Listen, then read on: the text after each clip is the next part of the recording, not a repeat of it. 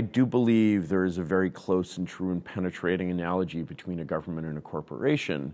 But the proper way to think of that analogy is not that the purpose of a corporation is to bring in as much revenue as possible, or even to make as much of a profit as possible. The goal of a corporation is to maximize the value of its assets.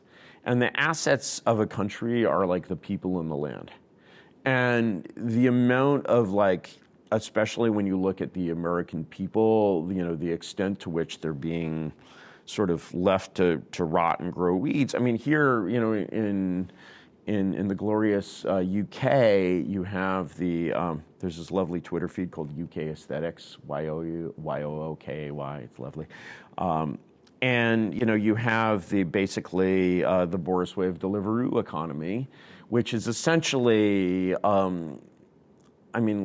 it's essentially a slave society, because a slave society is one in which the working class is not connected via the social graph to the consuming class.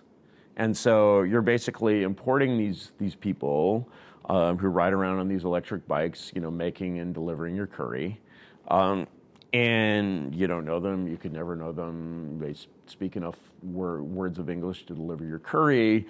And meanwhile, you have this whole native working class that's just, left to molder in tower blocks and, smoke skunk and... on benefits. We've got 5.3 million people, I think, on active work benefits. That's why it's so important, because, they're on benefits, so they're useless. So it's very important to import hardworking slaves. I think that is a criticism that's increasingly made in conservative circles over here. And some labor circles, perhaps.